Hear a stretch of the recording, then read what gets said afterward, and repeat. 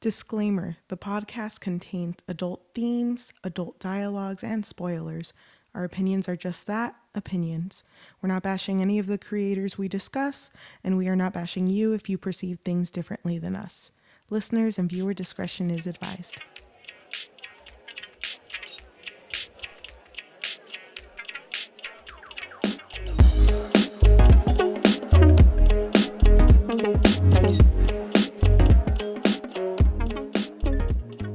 Hello, welcome to this episode of Story and Things, a storytelling podcast. I am your host, Cheli. And I'm your host, Yajaira. And today we are going to be talking about Midnight Library, written by Matt Haig.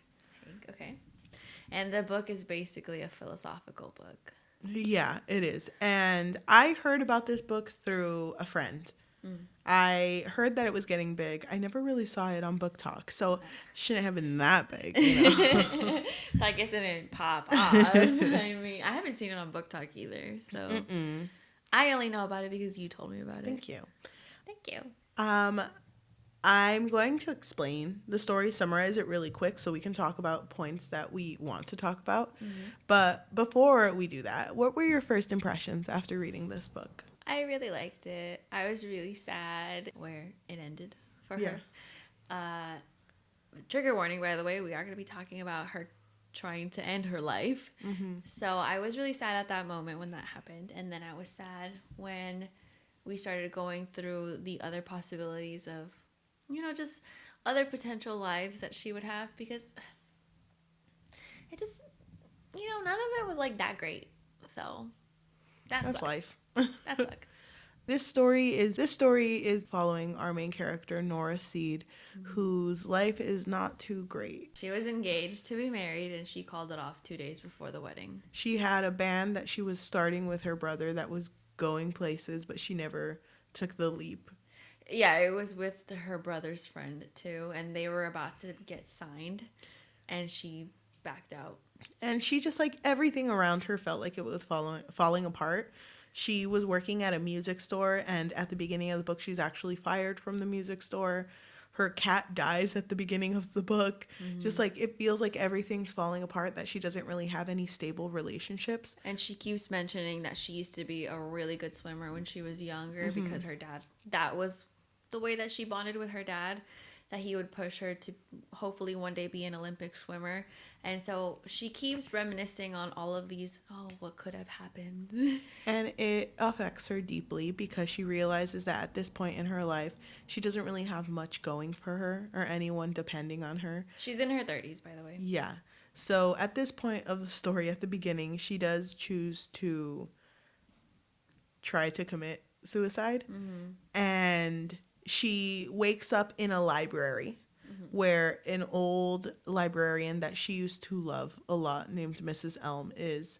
And Mrs. Elm is telling her that this library is full of books, of choices that you could have made in your life instead that could have changed your life completely. And you are free to look through these books, and if there's a life that you choose instead of the one you're in, then you can stay in that life. And so this whole book is just her going through all of these lives and living all of the what could have been if she had chosen different choices in her lives. So at the end of the book, after seeing so many lives that she could have lived, she realizes that she doesn't feel like she deserves them if she's in it, because there was one life where she was in that felt really right, but even though it felt right, it wasn't her life that she chose for herself. Because she didn't have the satisfaction of having earned that life. You know, she didn't build up to that life. Even though she had the opportunity to stay there, her as a person could not stay there because she just didn't feel like it was right. She ended up going back to her old life. And because she could have stayed in any of these lives, right? Yes.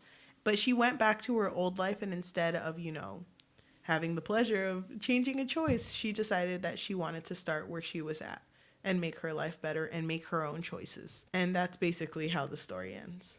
Midnight Library, the end. Thank you for joining us. Overall, I did really like this book. It made me uncomfortable with how it started. Like when she was going to die of suicide, I was not ready to read that. So I actually stopped reading for a while because I didn't want to sit there and, experience that with her. Yeah. That was very triggering. It really was. Yeah. It was really depressing because the way that they were writing it was like, what, 2 hours before it happens or 2 hours before the incident. Oh, that was I scary. was like, I don't want it to happen. Because I didn't know anything about this book, Yeah. I didn't know it was going to be by suicide. I had thought she was going to die because Cheli told me kind of what the story was about. You didn't say suicide, though. No. Because So, I didn't know either. yeah, so I thought it was going to be like a inevitable murder, inevitable accident that just happens, and she ends up in this place where they show her all these what ifs that Yeah. she could have had. So when we were introduced to this character and she was super depressed and really regretful of all of the things she didn't decide, because really she didn't really want anything. There was no passion in her life. Yeah. She knew what she didn't want, which was a lot of things that we later see what would have happened if she would have chosen those outcomes. Yeah. So it was just depressing. I really liked how they framed her as a character in the beginning to kind of know what type of person that she was. When she was talking to Adam, is that his name? When she was talking to the surgeon who found her dead cat. Right. And she was trying to start small talk. She said, "Oh, I hate running." And realized that she said that as a filler in her sentence, even though she has no actual feelings towards running. She said that this had sounded funnier in her head than it did as actual words being vocalized out of her mouth. She didn't even hate running. I think that says a lot about her as a character. Because I used to do that a lot. You just want to fill the silence. I still say that a lot with, I'm really tired. Me too. Because... But that's also when you don't want to get into it. You don't want to talk about yourself, so you just say... Or when they ask you, how are you? Just tired. That's usually what I do, but then it's... But I feel like it's also filler for me. Like, if I'm hanging out with someone and I sit down and just go, like, I'm really tired. Even though I'm not, because I feel like I need to say it. You know what I mean? And I felt like with her, too, this was like a filler. Like, okay, I'm going to mention it. I hate running. I hate this. I hate that. And I don't know, when you say a lot of negative things in your life, they soon start to become how you think, They start affecting you. Yep. So her mood is definitely affected by all of this regret. She did not have a good point of view at the beginning of the story either, because after her cat died, instead of being sad about it, she was envious. Oh, I know. Wait. Oh my God. Wait. I think I wrote something on there.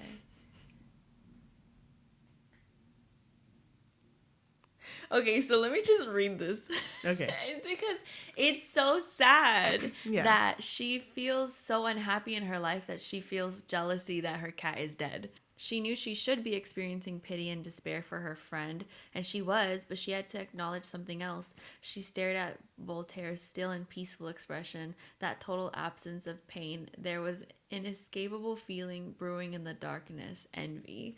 And in my note, I wrote, a weird and creepy description, but kind of love it.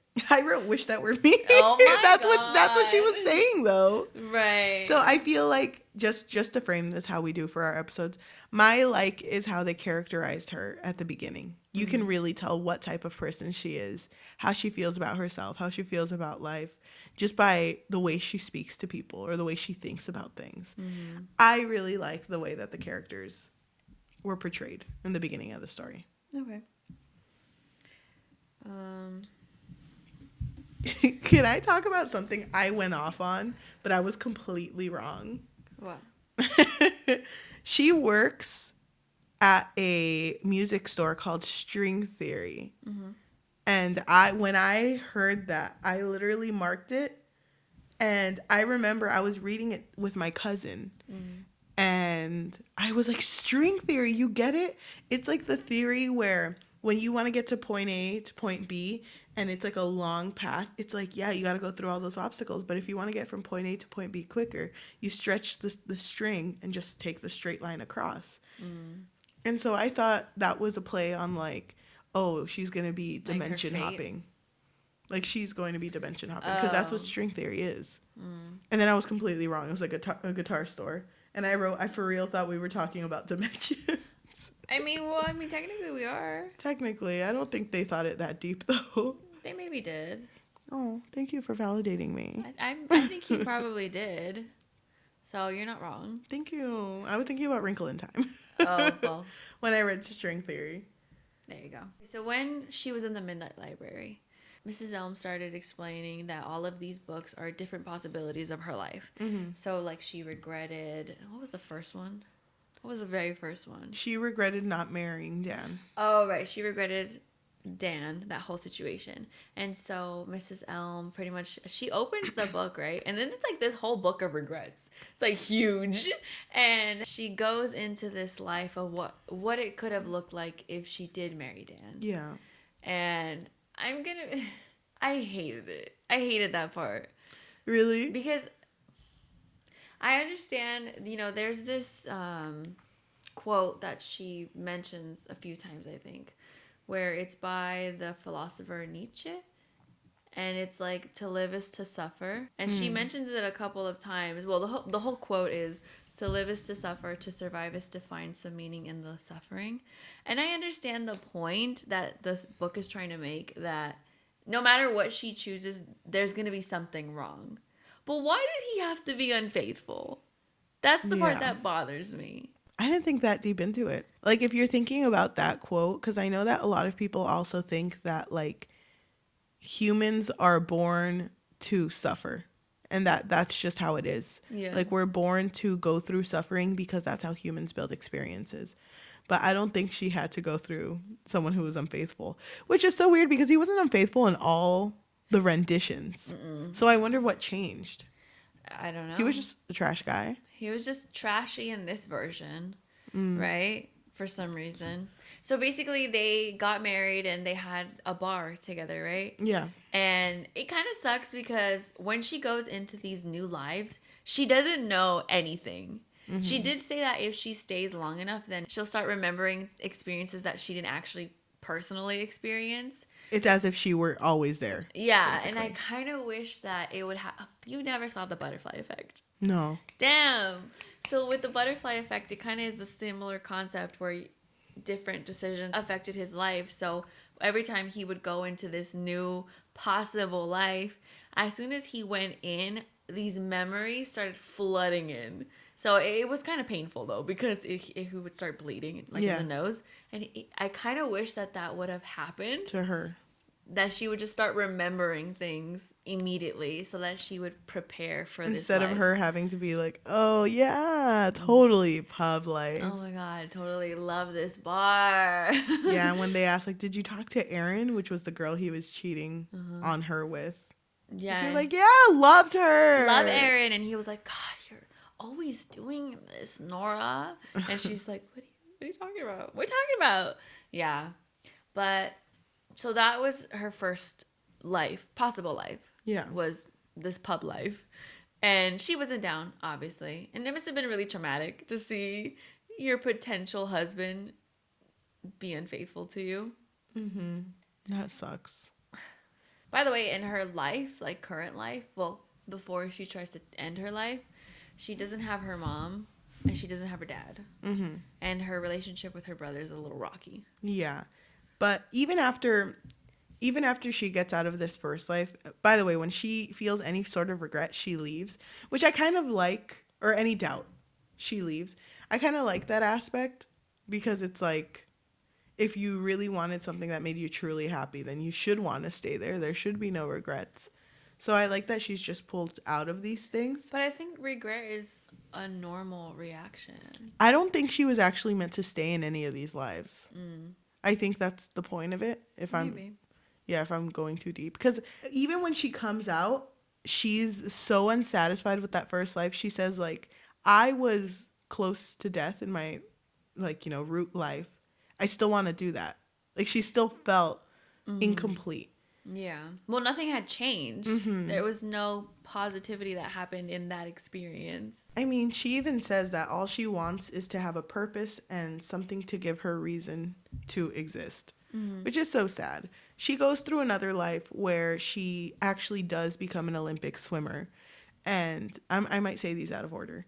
That's fine. Where she actually does become an Olympic swimmer, but her life is so much. So in this version where she's an Olympic swimmer, she chose success and she wanted to have fame and the success that she thought she could have. I don't think she really wanted fame, though. It just sort of happened. Oh, well, the fame came with the success. Yeah, because she just wanted to feel happy. Yeah, and she was doing a TED Talk, too, so people really loved it. And that's success. And that right there, that's when you know you've made it.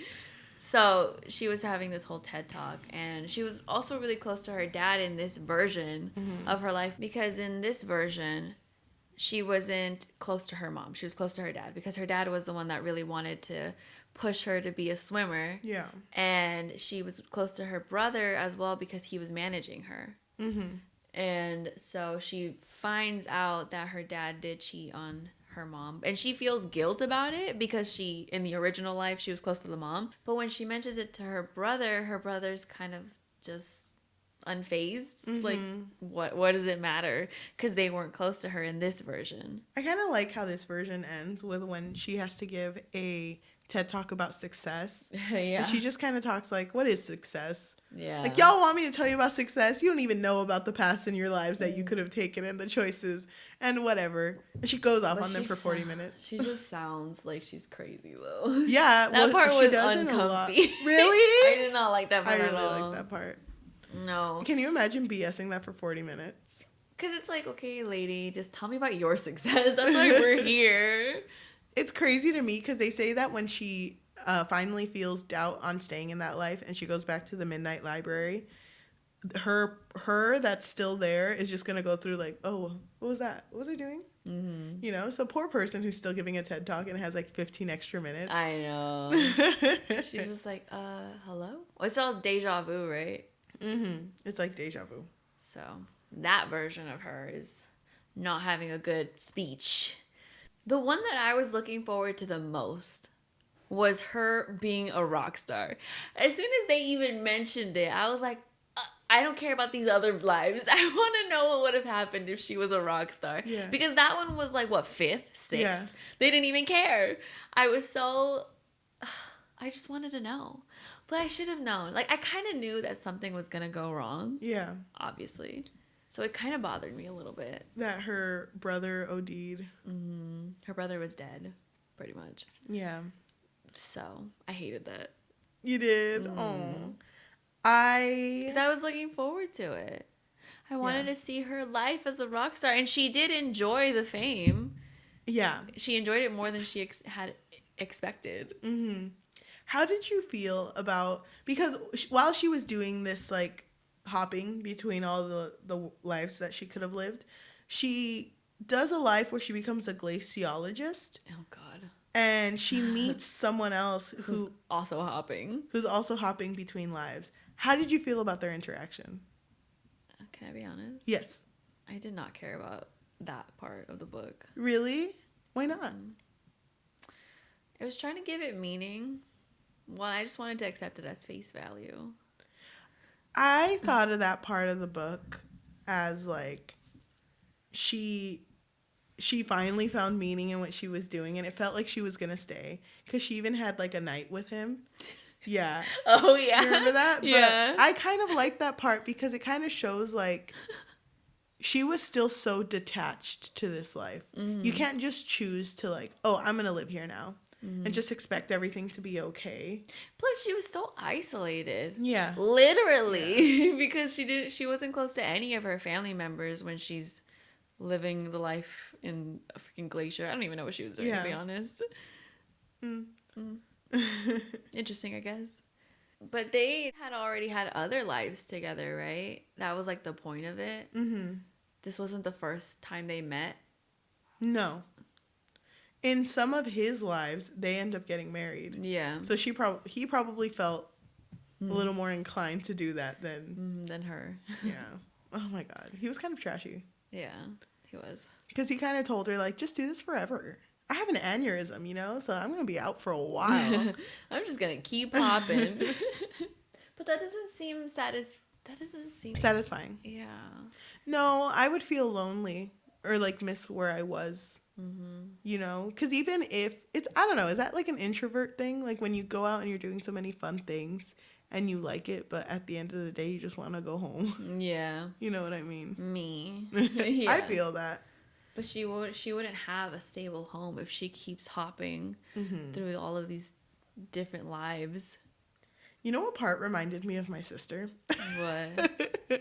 My sister always used to make this joke as a kid that when like we went through something, or no, when we would go somewhere, and she would always say like, "Oh, you know, I know this place like the back of my hand," and she would like hold up her hand and she'd be like, "Oh my gosh, I have a mole," you know. So it's like a joke, like you don't know it that well, and she would make that joke all the time. But I like the part just because it reminded me of my sister, where when she was really sad, she looked down at, I think it was her hand.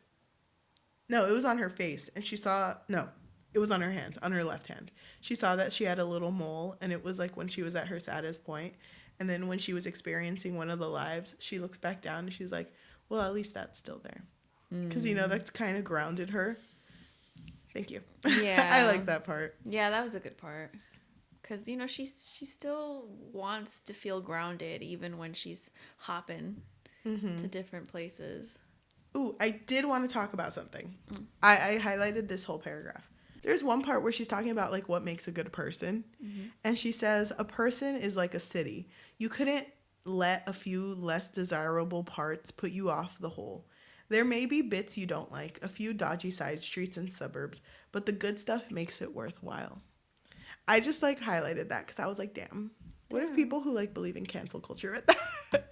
I'm not saying anything about it. I'm not saying anything about it, but I'm just saying like, I guess that only works when you know the person. Yeah, exactly. Because if you don't know the person, then you're just assuming. Yeah.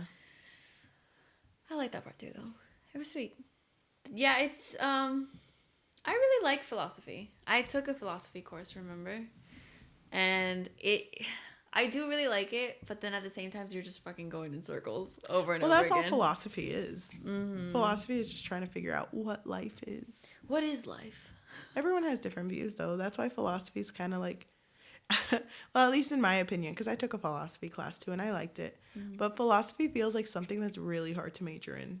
Yeah. Like, what are you gonna... You're just thinking. You're just thinking, contemplating, asking questions. Have you seen that one meme where like this guy is dying and he's like, help, I need a doctor, and then it's like, oh, I'm a doctor in philosophy, and they're like, help him, he's dying, and he's like, but did he ever truly live? What? Where did you hear that from? I saw it on Twitter. That's funny. That's what philosophy feels like to me. Yeah. You know what? I'm a little surprised you didn't like this book as much as I thought you would. I really like this book. No, I did like the book, but you know, I don't love the book. Really? I feel like this is like probably one of the first things I've consumed in a while that I actually liked.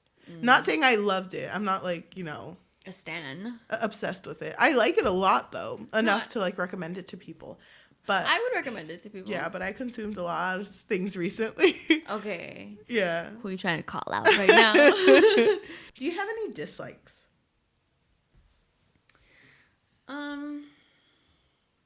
There is something about the plot that I didn't really like. Everything was pretty straightforward, right? She can open up a book, go into this different life, but she can't go back to it once she goes back to the library. So she can't like regret that and then be like, oh my God, I should have stayed there. You know, she can't go back.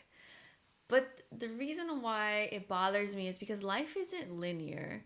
So if let's talk about the moment that she thought she was going to stay. Yeah. With Adam, right? The surgeon. So she was there. Adam was a great husband. And then they had a daughter together. And she really loved the daughter. And it felt like a really good place for her to stay at. When she started to doubt it, now she leaves, right? She goes back to the library. But there's so many different choices that you could make in that setting. Like in this... And she even brought it up too. She's like, can you take me to the closest version of that? Yeah. But then for some reason, Mrs. Alm was like, no, I can't. You already came back. So no. But even in that life, she could have done a million different things. So that's kind of what bothers me about it.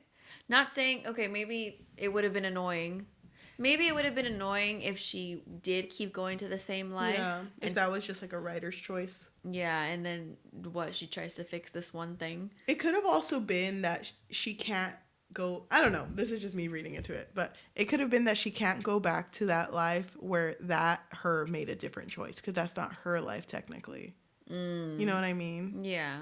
Because it's like, how do you know what choices she's going to make after that? Because you didn't. Because you're not her, but you're her. But, you know? But you didn't actually stay to be her. Yeah, I get that. I don't know. That was just my thing about the plot, where I was like, okay. I kind of wanted her to stay there, though. You did? Because the daughter was so cute. I think it was really cute, too. And I did feel really sad when she left, because she was there for like a month, I think. How do you feel about how when the Midnight Library was burning down, the only choice she had was to go back to her old life? I didn't like that. No. Couldn't she have just hopped in anywhere? But then, okay, if she would have hopped in anywhere, does that mean that you permanently stay there forever? But then if you have doubt and you come back, then that just means you're dead because your root life is gone. Yeah, exactly. I think that she wasn't meant to stay in any of her lives. No matter how long that she experienced them, if she had stayed there for years and felt doubt and came back, I don't think she was meant to stay in any, because if you think about it like philosophy, like you can't change what you've done. You can't change like the outcome of your choices. You can dream about it, which kind of is what the Midnight Library is, but you at the end have to work on where you're at. Right. You know, so that's how I understood it. Right. No, yeah. I get that. And plus, if she did stay and leave that other life behind, like, what does that tell the reader? Like that you could just escape by yeah. offing yourself? Yeah, that's why I liked when she went back and she just, like, was playing chess with Miss Elms and was like, oh, there's so much possibilities. You know, because her life is not in a great place. Like, if you think about it as an adult. I would be very stressed out if I didn't have a job, if my cat just died and I don't have a good relationship with my siblings. But I guess it's the outlook that matters. Right, because she was, like, in a really good mood. Walking on sunshine. When she came back, she was like, oh, the possibilities are endless. I've been a doctor. I've been a nurse. I've been a therapist. You know what I think is funny? In one of her lives, when she was drinking wine and she saw like Alicia and Eduardo, but in another life she had married Eduardo, and she was like, "Oh, it's me. That's my husband." And they're like, "What? Aren't you married to Adam?" It's like, No, that's my husband. That man, mine. But he's married to Alicia. Yeah, I know her. We're good friends. It's fine. It's fine. What did you think about that one chapter where it was literally just filler? Maybe filler? Oh, the one where it was like, in one life, I did this. In one life, I did that. In one life, I had a teenage kid that I never met. It's like Dr. Seuss vibes. Exactly. In one life, she was married to a minor royal and hated every minute of it. That's just a writer's choice, too, to write like that. I skipped it, to be very honest with you. I was like, why do I care? I heard it in 3.5 times speed, and I was like, oh, hell yeah. I kind of Slapper. like, if you're going to tell me how every life went badly, can you at least tell me how all of these lives went badly, too? Like, I want to know. Yeah, it only focused on a few.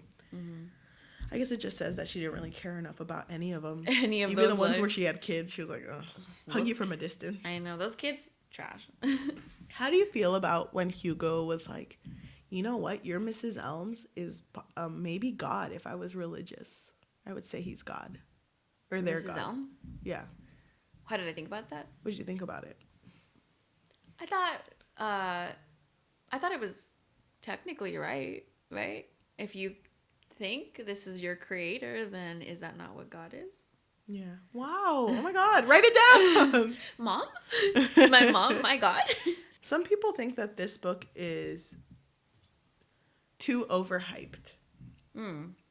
I'd never heard of this book, so I never heard of this book either. Maybe if it was all over Book Talk, then maybe I'd have. It's all over my work. Oh. Everyone talks about this at my job. Really? Yeah. No one talks about this with me. Rude. You go to work and like, thanks, guys. Thanks for nothing. They probably don't even read. But like, what's a book? But I don't know. I guess now that I sit and think about it, because I was in love with it when I read it. Now that I sit and think about it, I still like it.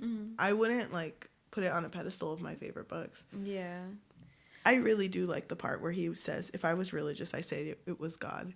Because everyone, I don't know. I watched this short film once, and it was about a guy who went to space, and he saw a bright light, and it freaked him out. But he was like, oh my gosh, I think that's God. It's God. And it's basically this bright light hitting his face. And he became famous because he was the man who saw God. And when he came back down, he was like, yeah, guys, I saw God. Friggin' bright, you know? But then someone gets very mad at him and is like, that wasn't God. That was probably just, you know, the reflection of a light. Who are you to say, what is God? You know, even if I knew it wasn't, if I say it is, then it is for me. Yeah. Or if someone else wants to believe that it is, then it is for me. So I like the comfort that people have in that. So having the comfort of, this was someone who protected me, Mrs. Elm, in my life, but this is like my conscious speaking about my life, or maybe a higher being telling me. Yeah. How Could to be your fix guardian things. angel. Yeah. I don't know. I like that. Yeah, I like that line too. 'Cause, I mean, you have a point. Like, who are you to dictate what someone believes in? There was a poem that she wrote. I wrote fire poem. That she had on her Instagram, and it had 1 million likes. So, you know, it's like When she was a rock star? Yeah. Of course. It was called Fire. And she wrote, she had a fire inside of her. She wondered if the fire was too warm to warm her or destroy her. Then she realized a fire has no motive. I like that poem a lot. Oh, yeah, it's really good. Damn, I just wish she would have had a good life as a rock star. You really wanted that. I really Would wanted you that have life. liked this book if she had ended up in another life? Like, if she would have stayed with Adam and the child, I think I would have liked it at first, but then been like, damn. Because technically her turning point was noticing that Leo... Well, there was a lot of things, but the last thing was noticing that Leo was a delinquent. Do you remember Leo was the boy that she used to give piano lessons to? Oh, you're right. Oh, my God, yeah. You're so right. I forgot about that. And when she noticed that, it hit her like, I made a difference in his life. But it's like, you don't owe him, you know? No, you don't. But it kind of showed like there was meaning in her life. That she didn't realize before. Yeah, and I guess you're right that maybe it made her realize that there's subtle things in the original life that maybe had a bigger difference than I thought. And not just Leo, but that was the apparent one. And I guess it shows like your perspective of life when you're in such a sad state. You don't really understand what's going on, or you take things at face value, not really understanding that people are dealing with things too. Because her brother, who she thought had a bad relationship with her, was just going through something too. Yeah, so he just needed to, get his life together, and that's why he wasn't really reaching out to her. And then I thought it was kind of sad. Okay, because before she decided to end her life, she texted her friend, like her only friend, the one who lives in Australia. And then when she goes back all the way at the end... Because she never texted back, so she thought she had no one after her friends didn't text back. Yeah, but it's not like she was like, having a crisis here, please respond. No, but she just needed someone to talk to. Yeah, exactly. So whenever she went back, I think the next day or in the morning after, her friend finally responded. But it was like... Sorry I didn't respond. It's just, this needed more than just a quick response. Yeah, and I thought that was really sweet. Yeah. But it's like, damn, one moment you can really think that you have no one, and then the next you're like, oh, wait. Oh, I'm good. She was just busy. She was just, doing her own thing. Scary. It's kind of scary to think about that had she died, she wouldn't have seen that her friend did care about her. Or her brother. And then speaking about the day that she ended it, it made me really sad when... It made me really sad when she just felt so alone that she literally said, "I miss you," just to the air. Oh my gosh, that made me really sad. And then she said, "As if the spirits of every person I've ever loved were in the room with me." It's really sad. I was like, damn. Like I said, I had to stop reading at that part because I hated the point in the book where you can tell that she already made her decision. I hated that. I just wrote a whole bunch of like sad faces, just like this whole fucking chapter. You're all finding those, and I marked where she says that where she talked about Dylan, the guy that she dated that really liked dogs. And she was like, this bitch could be sitting in Chernobyl and still have a good time if he's with his dogs. Yeah. I thought that was really funny. That is funny. Yeah, so in these lives, she also did have different relationships, right, with different people. It wasn't like she had, that's what I found interesting, that it's not like she had one soulmate, if you will. All of these guys were just potential lovers in her life. And so when she went back, I kind of thought she was going to go back to Adam because they had the daughter together. I thought she was going to be like, oh my God, Adam, let's go on that coffee date. Yeah. Like, but she was just like, I'll maybe ask him out. Maybe. Yeah. But good for her. I hope she does. Because he was really good. Damn. There's this line where she's having a revelation between fear and despair. And she says that fear is when you wander into a cellar worried that the door will close. And despair is when the door is closed and it's locked behind you. I was like trying to think. I don't think I've ever felt, well... Despair sucks.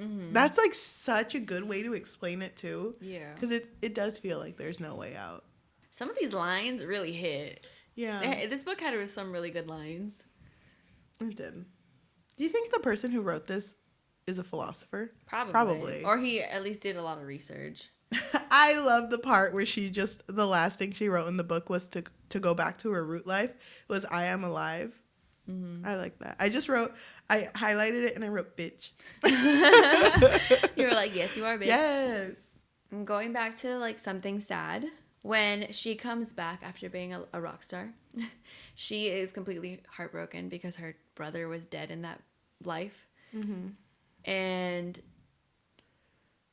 she is basically telling Mrs. Elm that life is really painful, right? And that she doesn't want to do it anymore. Mrs. Elm asks, why is it painful? And Nora says, because it's real. In one life, my brother is dead. And Mrs. Elm says, well, in one life, you're dead. Don't you think that's painful for him? Oh, damn. And I was like, damn, you right, bitch. I didn't even think about that. She like goes, Miss Elm, you trying to read me? No. I really like that part, though. I like when she comes back to her root life and she deletes her suicidal post. And titles her new post, A Thing I Have Learned, written by nobody who has been everybody. It's like, damn. People who are just like cruising, like trying to catch up with Dios and Tias are like, oh, okay. They're just like, okay. She's high right now. I know. It's like she's having a moment. I don't know. And I loved how she kept seeing the National Geographic Black Hole magazine in every life that she visited. Yeah. She's that like, was damn, cool. is that me? Is that me? That's like a cool like detail. That is her though. Well, she's a volcano. Remember? Why was she a She's volcano like, again? I'm not a black hole. I'm a volcano. And like a volcano, she couldn't run away from herself. She has to stay there and tend to the wasteland. She could plant a forest inside of herself. Yeah. Mood. Well, I think we kind of just mixed in our likes and dislikes. Yeah, we did. Did you have any dislikes? No, because I liked this book. Really? I think I was None blinded. at all? No, I had a good read. I guess my only dislike is reading about someone who is certain to end their life. Yeah. That scared me. Yeah, that same. I was like, this is too much right now. Wish there was a trigger warning at the beginning of the book. There probably was. I did cry though when that happened. I really did too. Sad. I cried there and A I trigger cried. warning. Are there any trigger warnings in books? I don't know. They have them in video games now. Oh, they do? I've never seen them. I probably wouldn't read it anyway. Yeah, I skipped over it probably if there was one. But that affected me a lot. I was like, ugh. Yeah. I'm just going to go ahead and say that I would rate this book like a 4.5. This was a really nice read for me. I just feel like it was a little triggering though with the whole situation. Everything. Would you say unaliving? I don't want to say that. That actually makes me feel more triggered. Yeah, me too. I don't know why, but I just the entire situation like that made me feel a little uncomfortable, but I really did like the aspect of trying to find the worth in your life. So it was a really nice read and something that I would recommend to anyone if they wanted to have a good book to read. Yeah. And I really liked this idea that life is literally more than just the what ifs, the regrets, and I really appreciate that they were trying to convey that life is literally whatever you want it to be. It can Life's literally what you make it. stop. I 27. It came. Wait, wrong one. It came into my head, but I didn't want to say that. I didn't want to say life's what you make it because So let's make it right. Yeah. Stop. Okay. You're ruining the vibe. I'm sorry. Keep going. I'm Keep just going. kidding. It's okay. And I also like this idea that no matter what life you have, you're gonna have to suffer. It doesn't have to be extreme all the time, though. You know, just like a little bit of suffering. Just a little bit. So I would probably rate it like a 3.9 out of 5.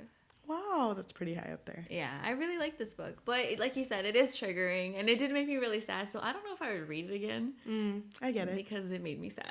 I get it and I respect it. But I do really enjoy philosophy and I do like philosophical books. But I feel like one and done for most of them. I get it. Okay, so I guess we're done with discussing our likes and dislikes. We both enjoyed it overall. It's a good read. Sad, but good. I think I would recommend it. Would you recommend it? I would hella recommend this book. Hell yeah. Okay, so now we're going to end this episode with a dice roll where basically if the die lands on an even, we're going to read a positive review for this book. Yes. And if it lands on an odd, we're going to read a negative review for this book. Sounds good. So, do you want to roll it? Yes. Before I do that, I just wanted to say thank you for everyone who is watching on YouTube. If you can just hit the notification bell because that helps with analytics. Leave a comment. It is nice to hear from you guys. Also, if you are listening to audio format, Spotify, Apple Music, Amazon Music, anything like that, please leave a review because that also helps to be known. But, okay, let me go ahead and roll the die. 8. So positive. Even. Okay, so this review comes from Gabby on Goodreads. I'm not going to read the entire thing because she had a lot to say. So I'm just going to read the beginning and probably the end, okay? Okay. So their quote, "The only way to learn is to live," unquote. Fuck, this book hit me so hard. I finished this book a few days ago and I haven't been able to stop thinking about it. It has one of my favorite themes or tropes in a book where we follow a main character who at the beginning of the story is very depressed and possibly suicidal and doesn't see the point of life. But then slowly throughout the story begins to build an admiration toward life and humanity. This book was so beautifully written and I love the way that this book asks the question, what is the best way to live? Damn. Gabby gave it a 5 out of 5 rating. Oh, Gabby. Gabby girl. Okay, thank you so much for watching and we'll see you next week. Bye. Bye.